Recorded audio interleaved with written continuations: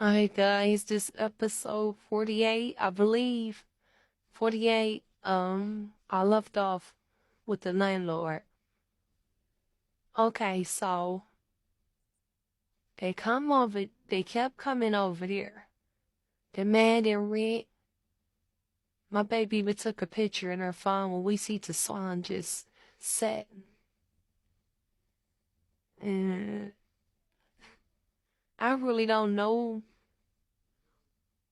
too many people that do hard drugs or what type of drugs they do. So my husband said they on drugs. And at first I tried to give people the benefit of the doubt.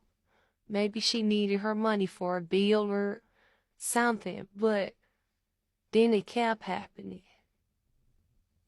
They wanted to run in and out of our house, coming back every week and using the basement for storage. And so I told you my husband's mother died the month of February. This was going on in the wintertime. And we was behind in the rent, y'all. So what I did, I went finna be without a total dime in my pocket. And like I said at the time, my husband was in the hospital. He lost his kidneys. So I wasn't finna do it with nothing. She talking about they charging late fees, and from the month of December to January to February, them people said we owed it $6,000 something dollars. If we could get them $6,500 and some dollars, we could stay. And I'm just looking at her. I said, how you get $6,000?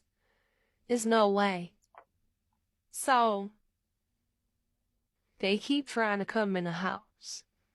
Thank God it was a chain on the door. They was just turning the knobs and everything. Called the police, said we was squatting.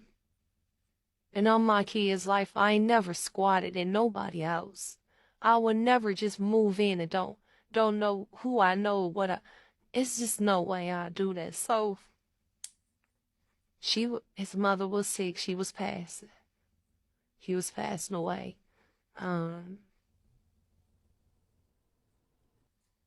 She was a real fun person. And so everybody was going to see her.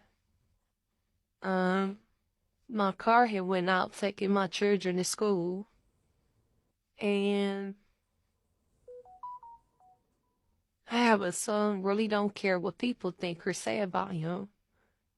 My baby pushed us. I guided the car, and my baby pushed my car out to the street. It was one of them new Impalas. So it wasn't brand new. It was new to me.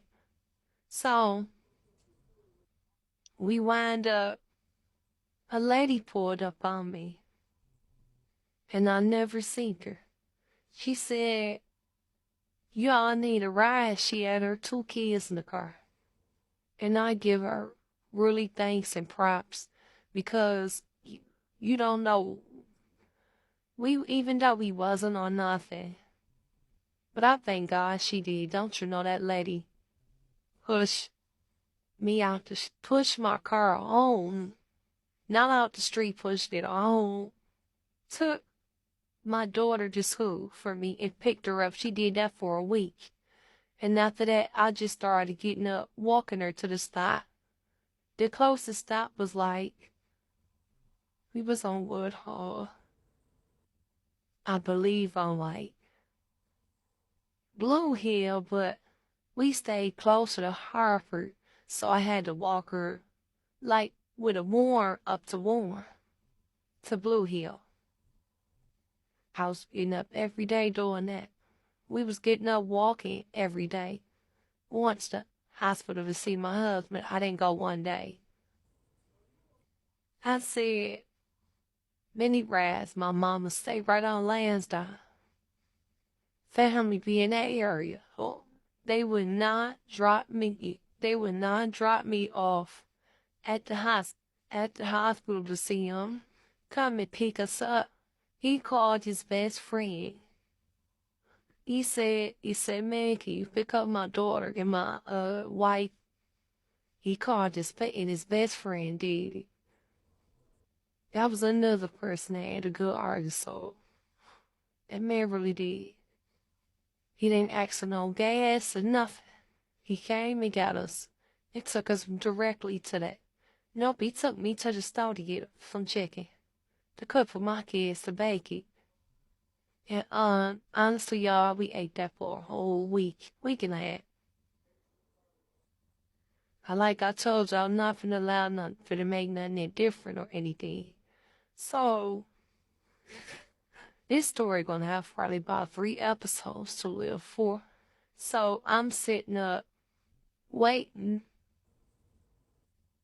So, I get my medicine. I gotta walk to the pharmacy on Eastwood, walk to the pharmacy. Then walk from the pharmacy to the hospital. But like I said, I wouldn't get rid of my last money. And I didn't have none. For us not to be able to eat, not to wash up, but it's just hard out here. So we walking